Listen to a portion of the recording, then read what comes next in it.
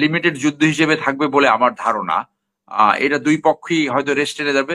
দুই পক্ষের আভ্যন্তরীণ জনগণের চাপ এবং আভ্যন্তরীণ রাজনীতি নিয়ন্ত্রণ করার জন্য তাদেরকে দেখাতে হয়, ওই ভারতকে দেখাতে হয় সার্জিক্যাল স্ট্রাইক। এইগুলো সব ডার্টি পলিটিক্স এর অংশ, এই আভ্যন্তরীণ পলিটিক্স এর অংশ হিসেবে এটা হয়। ফুল প্লেস যুদ্ধ হবে বলে আমার মনে হয় না। এটা হয়তো আগামী 7 থেকে 10 দিন এর ভিতরে একটা একটা জায়গায় চলে আসবে। বিএনপি যদি শুধু একা মাঠে থাকতো তাহলে কিন্তু আওয়ামী লীগ ক্রাশ করে দিত। ছাত্রদেরকে ক্রাশ করতে পারে নাই। ছাত্ররা কিন্তু জনগণকে রাস্তায় নামার সিচুয়েশনটা সৃষ্টি করছে, এবং এই ছাত্রদের উপরে ছাত্রদেরকে ক্রাশ করা যায় নাই বলে কিন্তু আর্মি এই সিদ্ধান্ত নিতে বাধ্য হয়েছে যে জনগণের উপরে তারা গুলি করবে না। তখনই কিন্তু আওয়ামী লীগের পতন হয়ে গেছে। এটা কিন্তু আমরা মাথায় রাখতে হবে। শুধু বিএনপি যদি মাঠে থাকতো তাহলে ক্রাশ করে দিত, প্রতিবার যেরকম করেছে। এই রাজনীতি করতে হবে যে ক্ষমতা না থাকলে যে আওয়ামী লীগের মতো পালিয়ে যেতে না হয়। সব সময় এটা মাথায় রাখতে হবে যে স্বচ্ছতা, জবাবদিহিতা, সততা, যে জনগণের ভোটে যদি আমি ক্ষমতায় না যেতে পারি আমার যাতে পালাতে না হয়। দেখুন, করিডোর নিয়ে কনসেপ্টটা এখনো পরিষ্কার না। এখানে সরকারের পক্ষ থেকে বলা হয়েছে যে এটা শুধু আলোচনা আসছে, এরকম কোনো চুক্তি বা কোনো সিদ্ধান্ত হয়নি।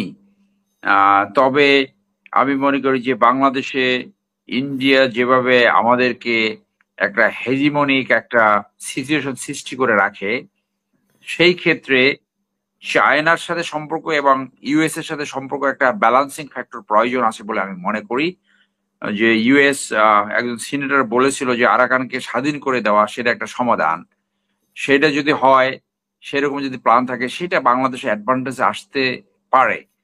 কিন্তু সেটা আরো ডিসক্লোজ করা দরকার, আরো আরো আরো বোঝা দরকার। এবং আমি মনে করি অন্তত মেজর পলিটিক্যাল পার্টিস এর সাথে তাদেরকে আস্থায় নিয়ে এই সিদ্ধান্ত নিতে হবে। এইটা ইন্টারিম গভর্নমেন্ট যারা আছে তাদের একা নেওয়াটা সঠিক হবে না, এবং সবাইকে কনভিন্স করা প্রয়োজন যে এই করিডোর কি জন্য প্রয়োজন এবং সেখানে বাংলাদেশের অ্যাডভান্টেজ কি।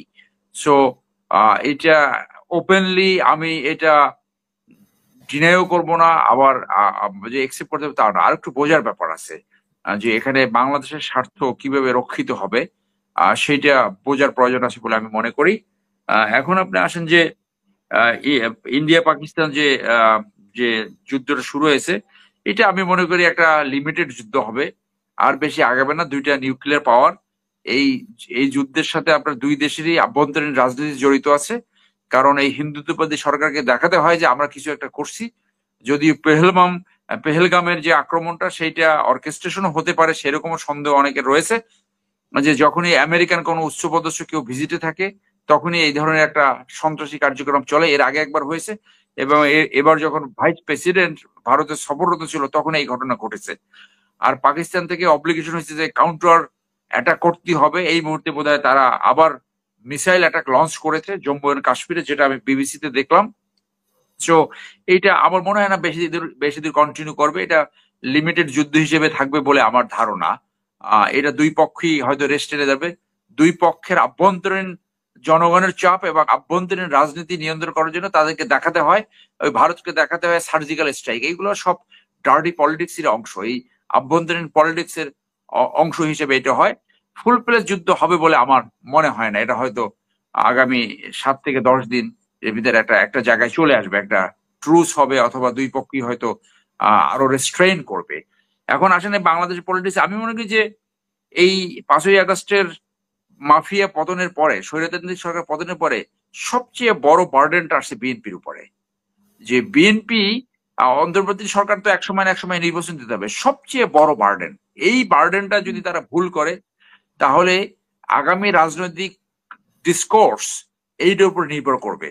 সেইখানে আমি আশাবাদ ব্যক্ত করব যে বেগম জিয়া অত্যন্ত গণতান্ত্রিক, এবং বেগম জিয়া ফেরত আসছেন, উনি চিকিৎসা নিয়ে আসছেন।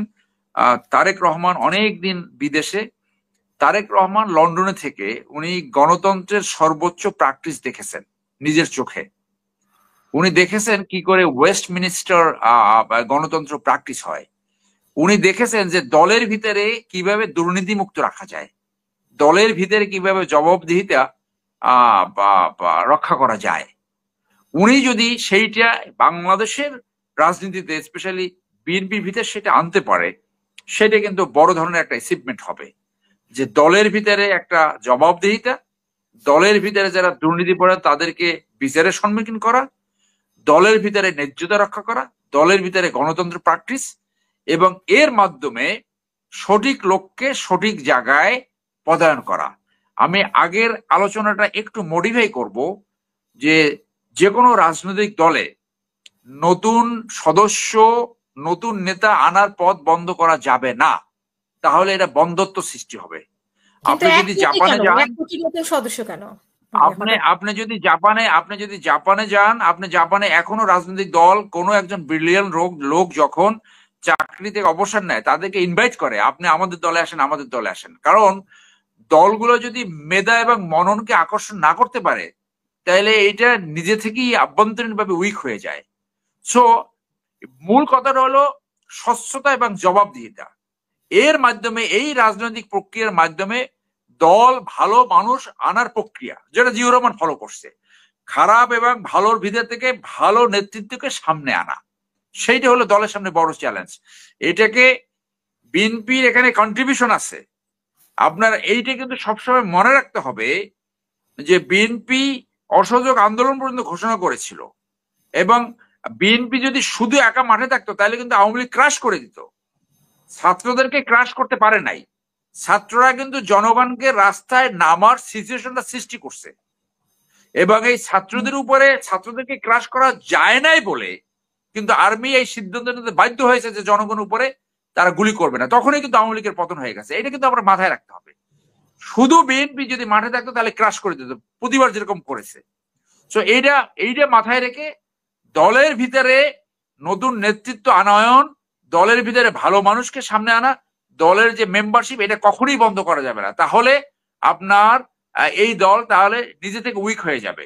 এবং দলের ভিতরে ওই প্রক্রিয়া থাকতে হবে, যোগ্যতা, দক্ষতা, সততা, এইটা যদি সামনে না এনে শুধু চাটুকার, গোলাম এবং এই যে সুবিধাভোগী তাদেরকে আনে, এইটা কিন্তু আত্মধ্বংসকারী।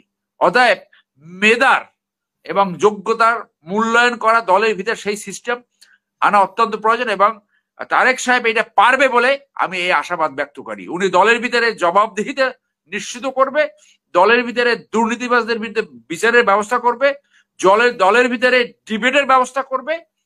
Debate is for development, debate ব্যতীত কোনো ভালো সিদ্ধান্ত হয় না।